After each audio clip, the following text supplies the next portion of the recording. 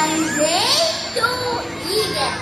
Ako po ay maikling kwento para sa inyong lahat na tiyak makapupulutan ng saran. Makinig kayo!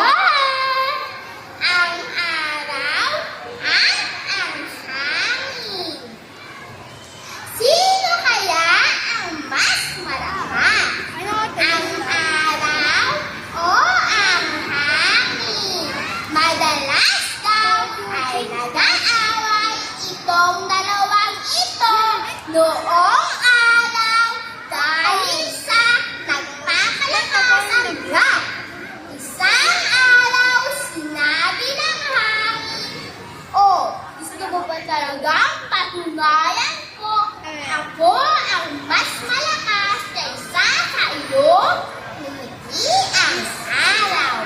"Sige, para hindi ka na laging nagyayabang, tingnan natin."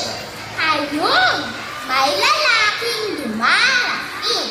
Kung sino sa ating dalawa ang makakapagpaalis ng suot ng polo, siya ang kikilalaning mas malakas. Payag ako, hindi magkakasubukan tayo. Malakas na sagot ng hangin. Ako ang una. Gustong pala dahil ayaw nang maging pangalawa sa anumang labanan. Simulan niya sipan ang naglalaki.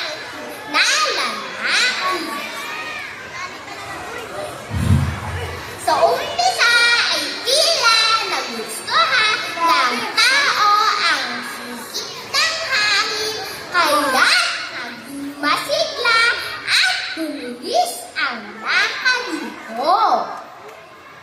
Nilakasan ng hangin ang pag-ihip. Sinira ng tao ang lahat ng botones ng polo hanggang sa may leeg. Inuwas ng hangin ang buong lakas sa pag-ihip.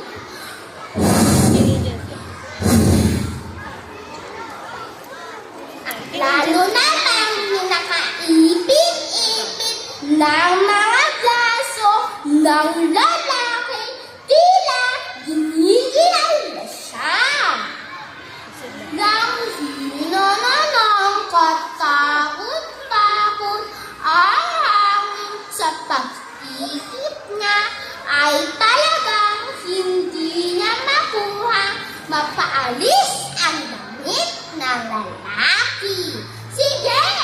sigaw niya sa araw. "Tingnan naman natin ang galing mo. Marahil hindi mo din naman mapapahubad ang taong iyon." Pinalitaw ng araw ang sinan niya at unti-unti niyang pinainit ito. Tumulo ang pawis ng lalaki. Dinagdagampan ng araw ang init na inilalabas niya. At ang lalaki ay nakalas ng mga ilang botones sa balo. Maya-maya nang uminit ng lalo ang araw, hindi na nakatiis ang tao at tinanggal ang lahat ng botones at sinuwag ito. Panalo ang araw. Mula noon, di na nagyabang muli ang hangin. Ngayong napakinggan niya na ang kwento ng araw at ang hangin, alam niyo ba kung ano-ano ang mag-aaral sa kwento? Una, iwasan ang pagiging mayabang. Kadalasan ay wala ito mabuti na ituro.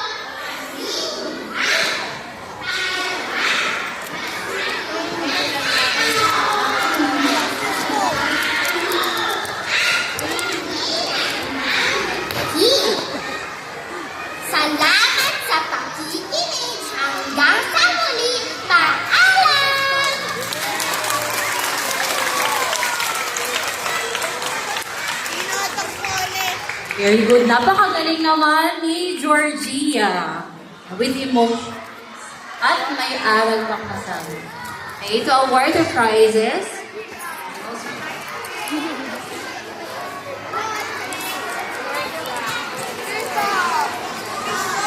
Alright, again another round of applause for our grade 2 winners.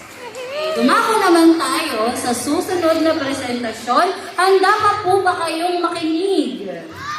Patingin ulit ng mga bagong handang-handang makinig. You're so good! Ah, you're so good! Okay, welcome. So proud of Balik you, po baby. tayo sa presentation. Yes, may jogging ka Jiwoo talaga. Binidyo niyo kami kanina nung nagpaparade? Opo, mayroon pa akong dito. Opo.